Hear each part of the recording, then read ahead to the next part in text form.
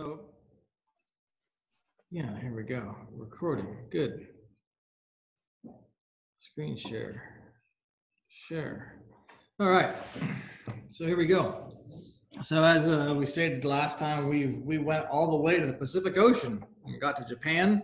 We found that Jesus was buried in Japan. So we decided, okay, well, we've gotten that far. We'll reset and head to Greece. So if you kind of think of the map where Turkey is, that's kind of where the center of all this activity happened, and where the center of the ancient church began. So now we just come back and we'll go westward and see it. And I was surprised looking at Greece at the limited history that exists for ancient, like truly ancient Greece. Like if you go here, it says Mycenaean. Is that how you say that, Cliff? Yep. Mycenaean. This is only 1600 BC, and a lot of the stuff we've been looking at up to this point, we've been at 3,000, 4,000, 5,000 BC. This is fairly modern by the scope of what we've been looking at. But in this time period, they're saying that it's still kind of hard to decipher what's what.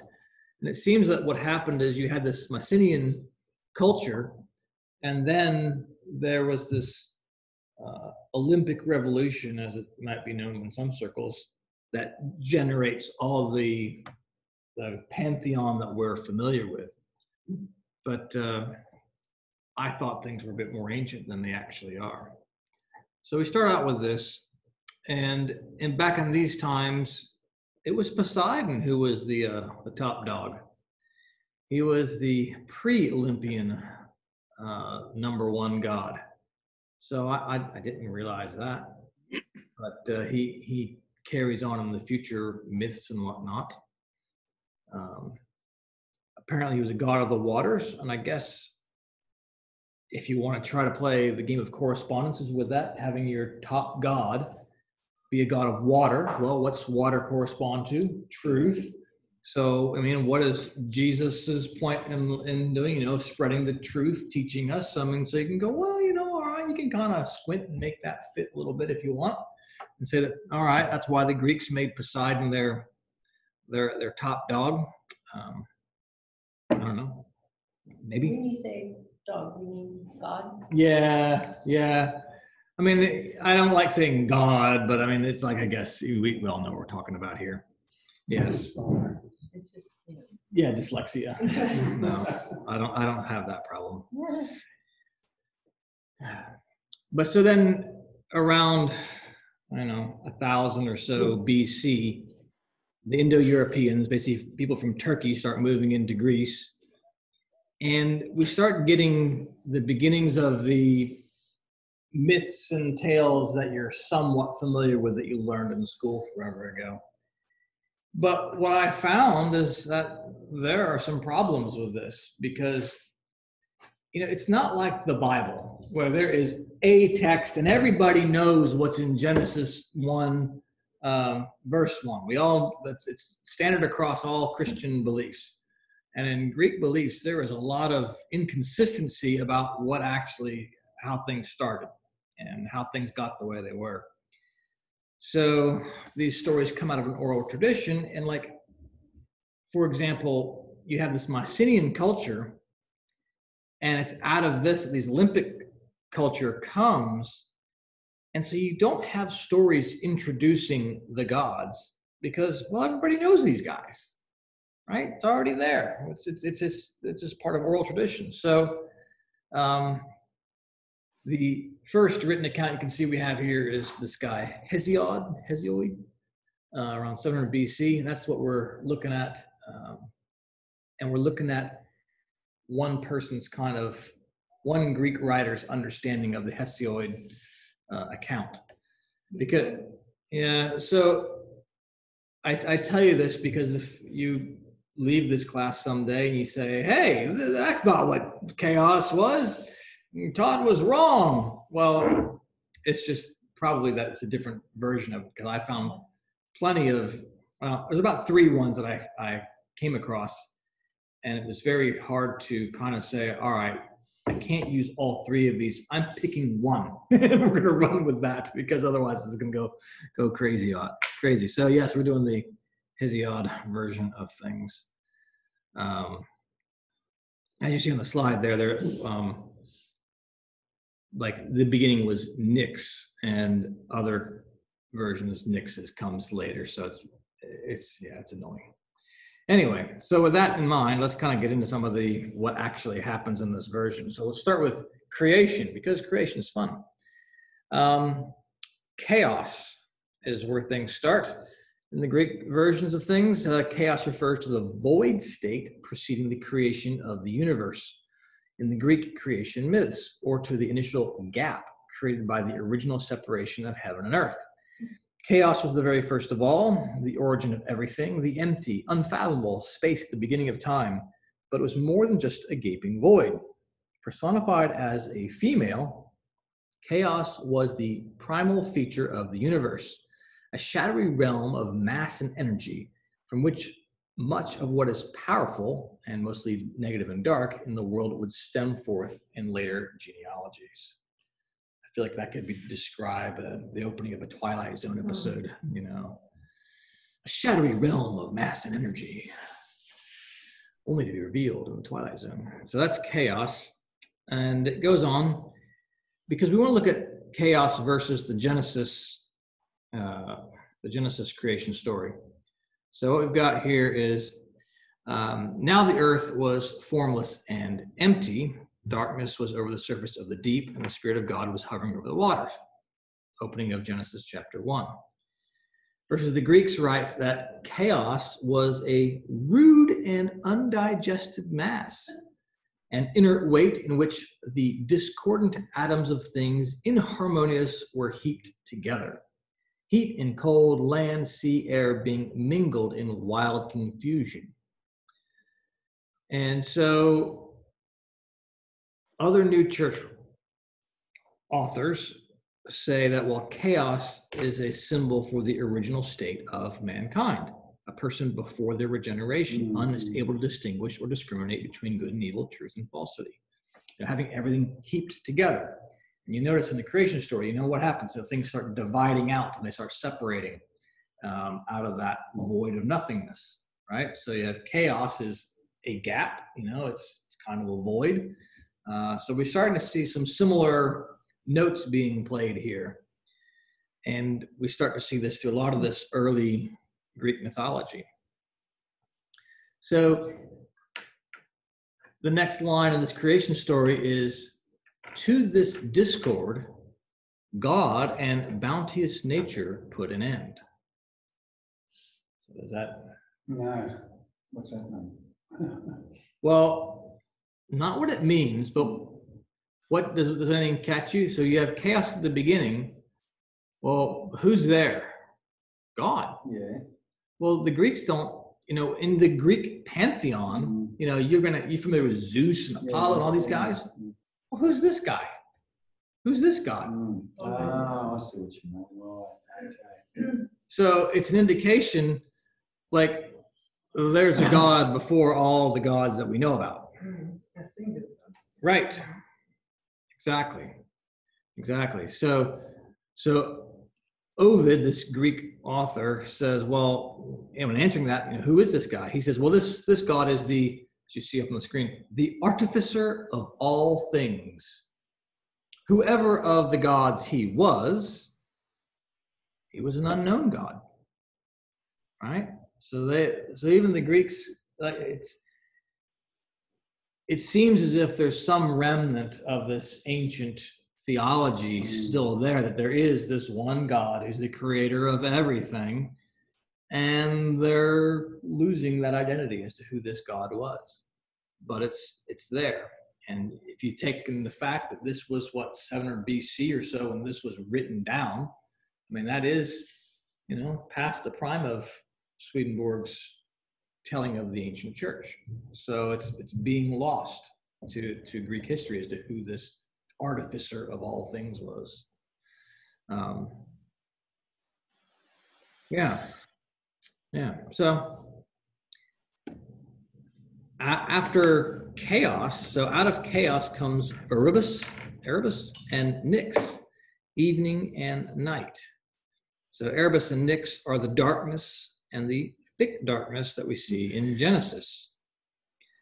So the theology of the Greeks is similar to the Bible because, well, in the beginning, God created heaven and earth.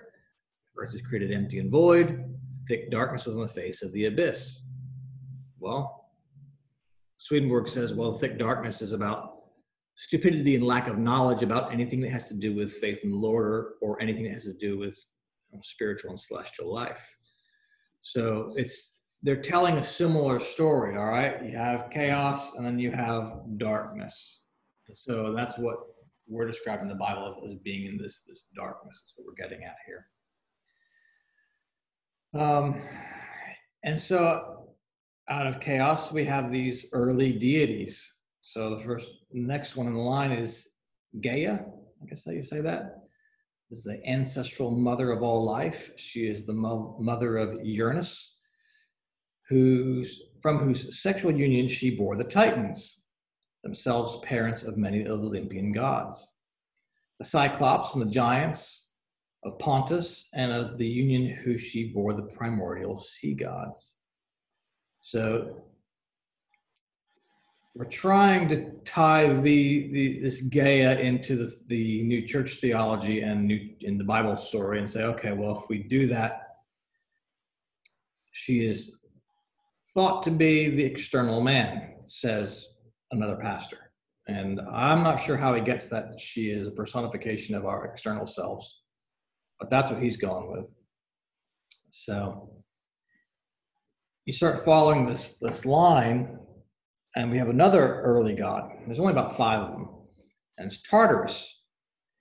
And I think it's interesting because Tartarus, in a lot of Greek mythology, we think of it as basically hell. You know, Sisyphus goes to hell to roll the stone up and down the hill for all eternity. That's his punishment. But Tartarus, in that last line or paragraph we have here, is also considered to be an actual entity.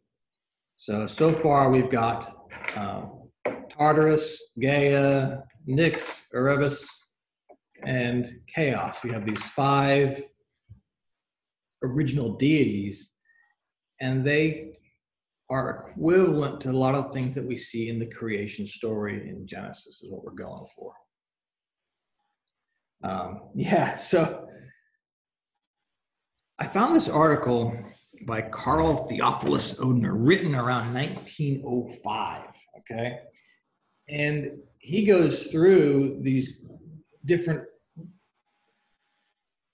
goes through these Greek myths and whatnot, and these deities, and tries to put, this is what it represents in biblical terms. And he comes up with saying that Tartarus is a representation of the sensual proprium. And I put a question mark there, because if you look in all of Swedenborg's work, there is never in any passage a thing called the sensual proprium. So I don't know where he's getting that from. But what I was thinking is that, if Tartarus is, it's basically hell, it's following your own desires, maybe that's more of an equivalent to Eve, or an equivalent to the Garden of Eden, something where it is that has more of a negative connotation to it in Scripture than sensual proprium. I don't even know what that is. So if I don't know what that is, I don't expect you guys to know what it is. So anyway, Tartarus. And then we have Eros.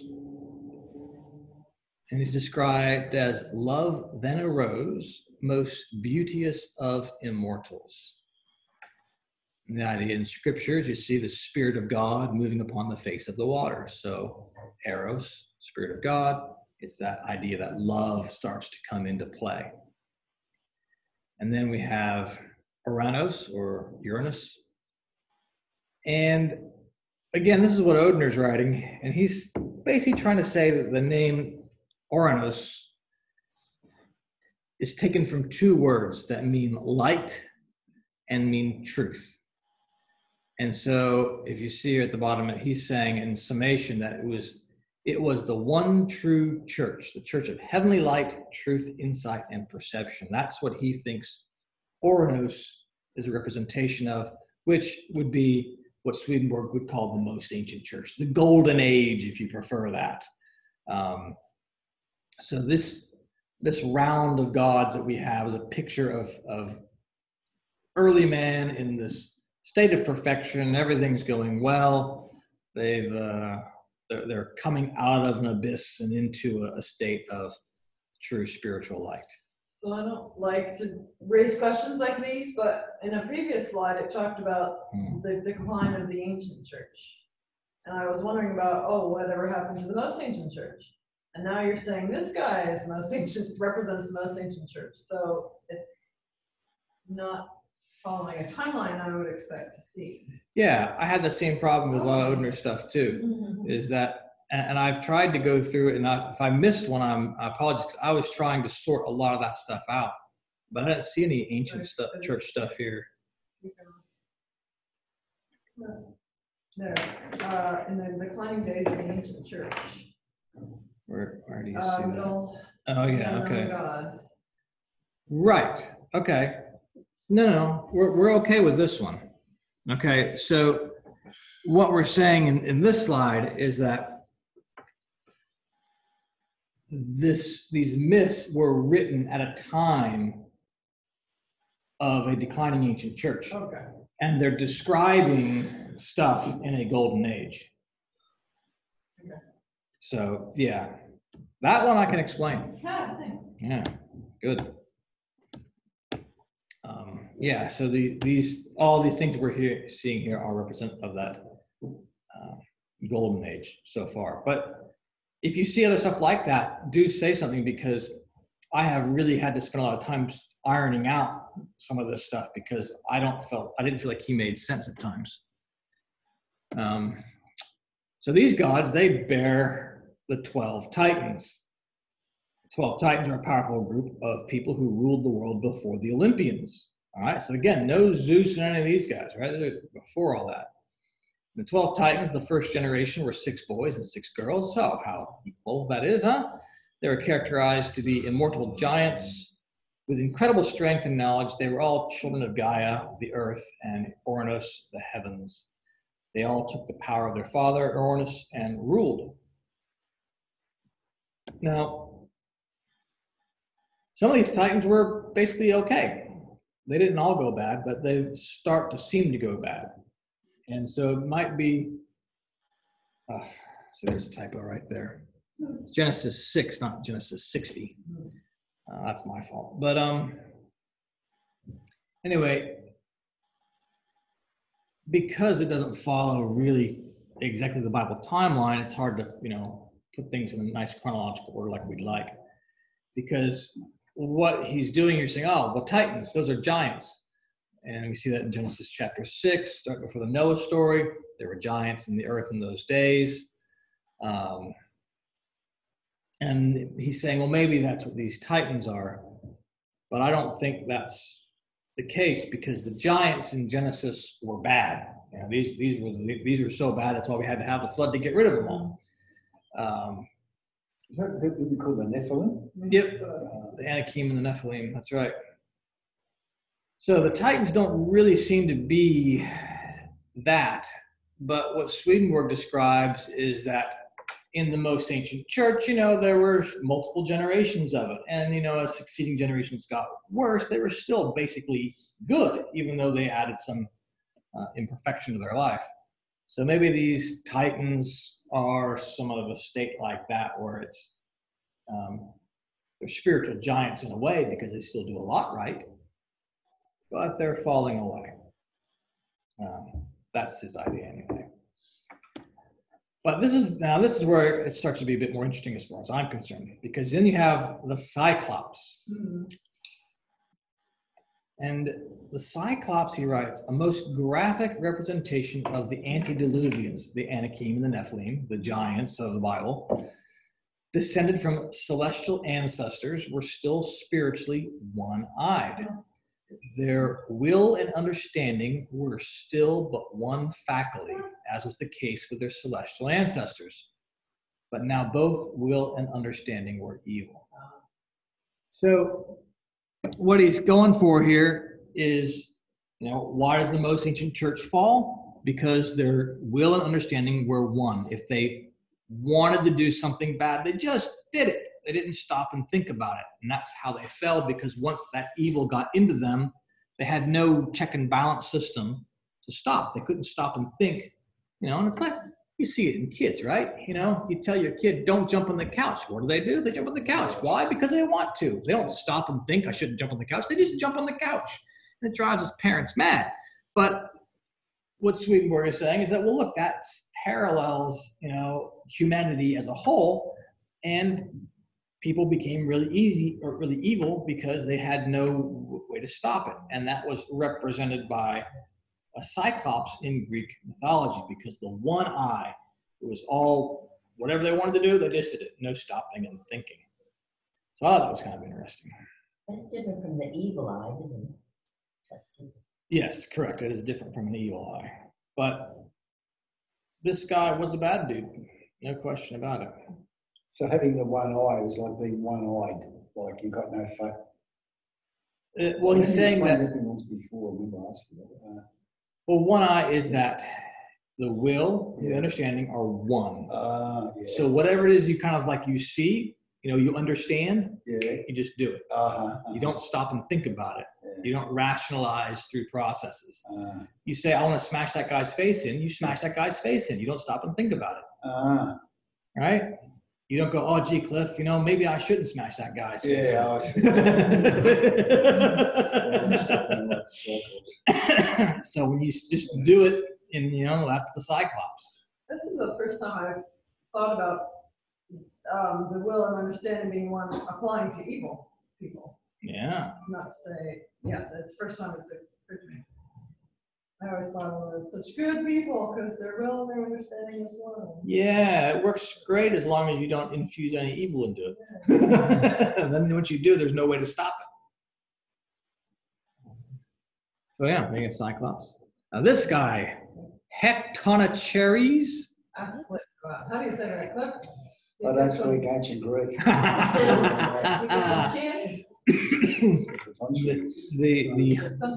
the 100-handed one. Wow. So here we go. It's a lot of hands. They each possessed 100 hands, and their legs were in the form of enormous serpents, a fearful picture of the power of evil unrestrained.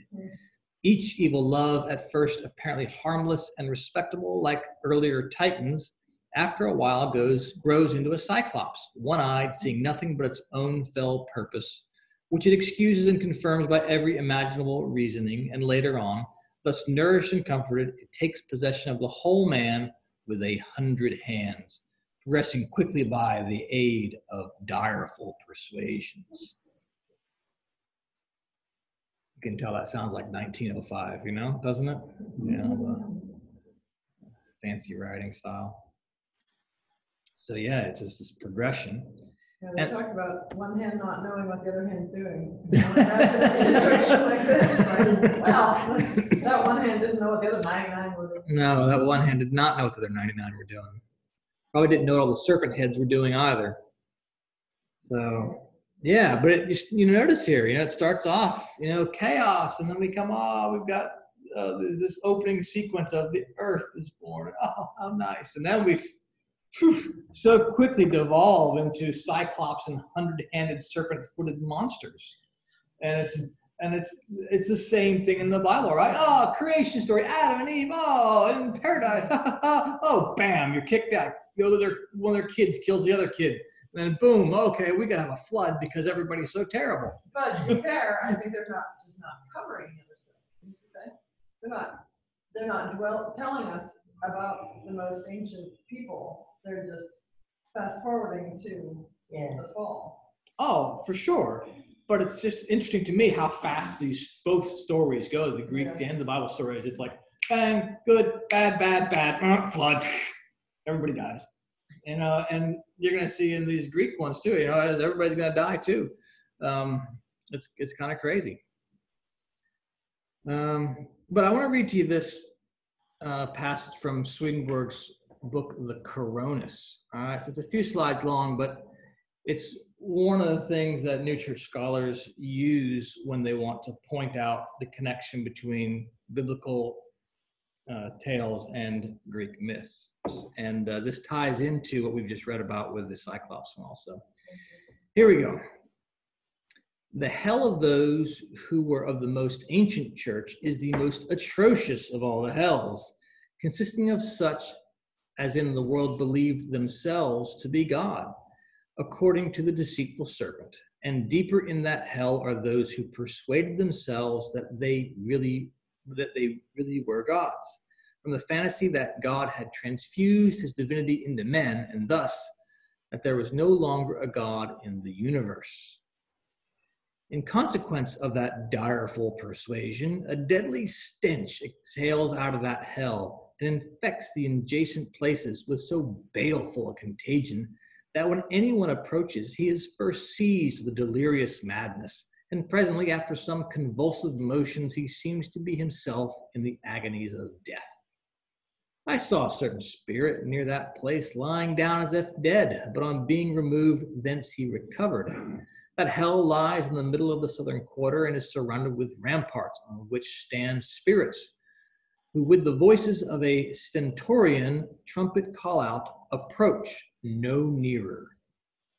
I have heard from the angels who are in the heaven above that hell, that the evil spirits there appear like serpents twisted into inextricable folds as an effect of their vain devices and incantations, by which they allured the simple to assent to their being gods, and to believe that there is no God but they. The ancients, who couched everything under fables, described such persons as the giants who assaulted the camp of the gods, and were cast down by the thunderbolts of Jupiter, and were thrust down under the burning mountain of Etna, and were called the Cyclops. They also gave to their hells such names as Tartarus, and the pools of Arcurion, and the deep abysses they called Styx, and those who dwelt there they called Lernion, Hydra, etc., etc. So, plenty of New Church scholars have said, look, we have very much a connection between Greek mythology and Bible, and they're telling a similar tale, and it's up to us to kind of figure out what's going on. What does it all mean? How does it add up? And that's people that are running the church are really not Christian people who don't like religion. He's like a friend of mine. He uses this to justify like Christianity got it all from this, but it's the other way around. I tried to explain that to him. I said, no. Well, the stories of Moses were around before these were. Well, exactly. But he goes, oh no, Cliff, you got that. You got it all from there. I said, no, that's the other way around. What drives me nuts is that you have people from religions all around the world who say, well, we've got it right. And it's like, look, we all came from the same dang old place. Yeah, exactly. Can't you see that this is all the same story told by different people? It's the same thing. So that's what drives me nuts. It's like, so there you go. There's something from the writings. And then we get back to our myths here. So Chronos. So angered at the imprisonment of her children, Gaia introduced her youngest born, Chronos, to overthrow his father, the father of Ouranos. As Ouranos one night descended to his treacherous spouse, Chronos armed himself with a sharp sickle and cruelly mutilated him. I find it interesting that they chose to say cruelly mutilated because he was castrated. Ooh. So, that counts as cruel mutilation. It certainly does. But from the drops of blood flowing from the wound, there arose a twofold offspring. From that which fell upon the earth, there arose a race of giants and also the Furies. I wonder if the word furious comes from that. Probably. Oh, yeah, it would have. The giants were enormous ones, all hairy, breathing flames and storms with loud cries and dreadful hissing, hurling glowing rocks against heaven, right? Because they're not mad. They're not happy, right? They're mad. The Furies were three fearful sisters. Yeah, we have three sisters in Australia too. Having pale, contorted faces, flaming eyes, and claw-like hands in which they carried scourges made of biting serpents. The giants fitly represent the last fearful profanations of the antediluvians, and the Furies their eternal punishments. Yeah, interesting, huh? Like that's, I mean, just the imagery there, right? It was the, giants, all hairy, breathing flames and storms, right? So, to be covered in hair in scriptural terms it's all you care is about your external life, right? It's the outermost things you value the most. Your money, your possessions, things along those lines. That's what that is if you're all hairy, breathing flames. Well, flame in a bad sense is about desire. So what are they doing? They're just overwhelmed with the desires. That's what they're doing. Storms. I'm guessing that's just them trying to control other people, something like that. Dreadful hissing, right? You got snakes involved there somehow.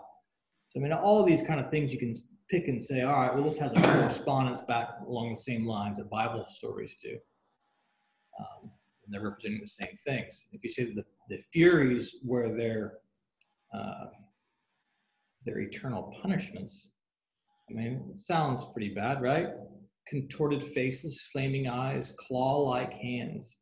I didn't look up what claws were. I should have done that. But it can't be good, right? If you have claws.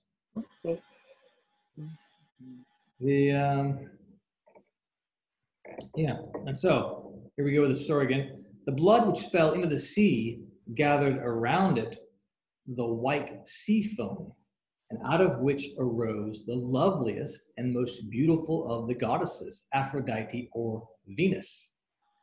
This wonderful myth suggests that the thought that when the celestial conjugal love was lost in the most ancient church, a remnant of that love was preserved among the Gentiles, represented by the sea, and among them, out of the natural love of the sex, or the sea foam, spiritual conjugal love out of the new or ancient church. Okay, maybe so.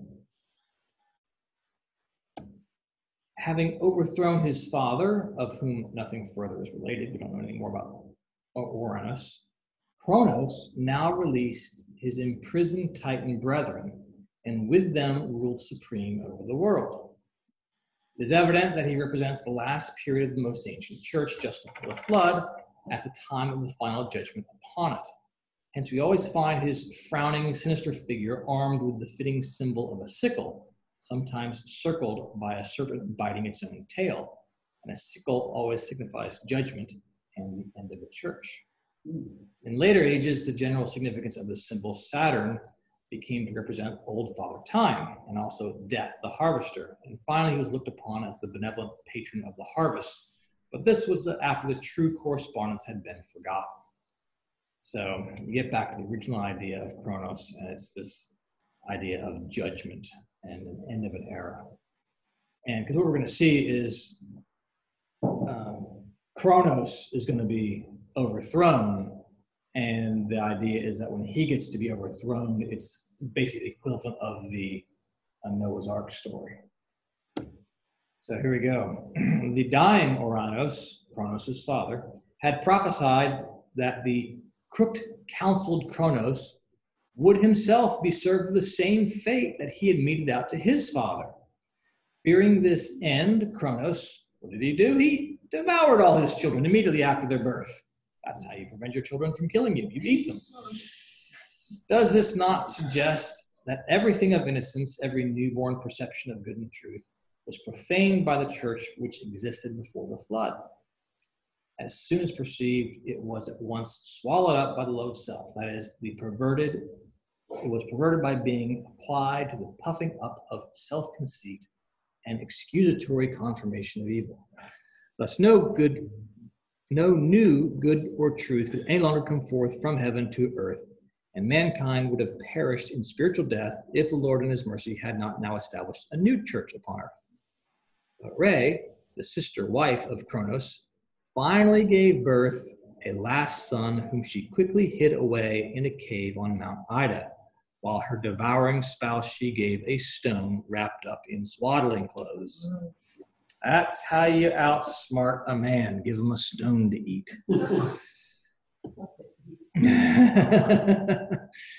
The story in its little form has a humorous as well as gruesome features, but within it hidden the pearl of spiritual truth. The birth of Zeus or Jupiter, that's the kid that was saved, represents the coming of a new divine revelation, the ancient word, or the upbuilding of a new dispensation, a new church, the second or an ancient church, the church of the Silver Age. This new word, however, was not in form an internal revelation such it was with the most ancients, the men who had the word of God written upon their hearts. The divine truth could no longer be communicated in that form. It was now necessary to hide the divine message under sensual appearances of a literal sense. All right, so Zeus is covered up in swaddling clothes. You've got to have a literal story covering up the deeper meaning is what he's going for here. And so now that Zeus is going to come and overthrow his father, Chronos, it's this idea that you've got a new order, right? You have the Olympian gods now, and that's what's going to take over, much like the Jewish church takes over with the call of Abram after the flood. I wonder if that sort of fits in with King Herod in a way. Well, and even the Pharaoh trying to prevent Moses from existing. So exactly, there's definitely some similarities there. They survived, they're okay. That's right. If God says someone's going to replace you, no matter who you kill, the person's going to survive. Yeah. Well, there, you know that. In this little sense, which is represented in our story by the stone wrapped in swaddling clothes, which was given to Chronos to devour. In other words, the perverted church of the antediluvians, the giants as it was permitted to fall upon the letter of the word, which they could pervert to their heart's content. While the internal sense, the divine truth itself, the young Jupiter, was safely hidden from their knowledge. Thus it was in the days of Enoch, who was not before God took him. And it is the same in our own days when the heavenly doctrine of the internal sense is being miraculously hidden from the old church, while the theologians and the higher critics are freely permitted to fall upon and devour the mere letter of the word. The genuine doctrine of the ancient word was in the beginning received by very few persons, and the ancient church, like every new church, grew very slowly and unknown to the world, yet steadily increased in the knowledge and understanding of the new revelation. This fact is strikingly represented by the story of the guarded childhood of Jupiter in the cave on Mount Ida, a name which in all the ancient tongues signifies knowledge and insight. But as soon as full grown, young Jupiter attacked and dethroned his cruel father and compelled him to vomit forth all the children whom he had devoured. What? Yeah, I know. They don't actually get digested. They just hanging out. Just waiting. Yeah. So it's not all bad. Oh. This means that the goods and truths which had been perverted, misunderstood, and thus remained undigested with the perverted church were now freed from their perversions, restored to their true use and value in the new church. Thus, also at the present time, the truths and goods of science, philosophy, and ethics have been misunderstood and perverted by the fallen Christian church. But all will nevertheless be restored to their true use in the Lord's new church. And that's basically where we finish. I mean, so you basically see in this series of, you have a most ancient church and a creation story and a fall of it and an ancient church coming out. You have the giants, showing up, and it's there. It's definitely a different tale, but these elements of origin, fall, and rebirth through a new order, it's the same kind of idea. But should the giants be taken literally? No, not. Is it literal or is it? Oh, I wish I knew. Because people are looking for these, they're looking for giant skeletons and all this stuff. And they found some things. Like I've done some research into giants. I think it's really interesting. Yeah. And there is some reason to believe that the giants were real. And this is my own little heresy, but I tend to think that we we underestimate the amount of truth that is in early Genesis. I think there's more literal truth in early Genesis than we give it credit for. Because an Irish fellow once explained to me about how in Celtic culture they have giants as well. But he told me a story. He said that was true in a way. He said the Cornish people were short people. They were little. They weren't very big. Right. Same as Welsh people. They're short and stocky, you know? They're short. You know? Yeah, well, that's exactly what it was. I don't know whether they were genetically engineered that way, but the Cornish people were small. But the northern Gaelic people were 6'4". They were huge men. And that, you know, and that's probably where he said, where it came from, other little people, you know, so the Gaels down the road. Sure. And the Irish up north and the Scots up north were huge, you know, they were big men, you know. So I don't know. Goliath was supposed to be 9 feet tall. Yeah, well, that's possible. It is possible. So, I mean, I think there's probably some truth in that. Yeah.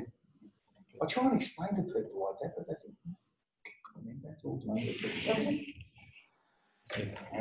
always tell them, they think, I don't believe in a hairy fairy story, you know? I don't believe in hairy fairy. I don't believe in, you know, but they think that I do, because I think this church, I believe in the tooth fairy. I believe in, come on, God told me, so well, you believe in the tooth fairy, isn't it? No. But Santa Claus, yes. So, yeah, I mean, that's what I had for you tonight. I figure it's a good place to stop anyway.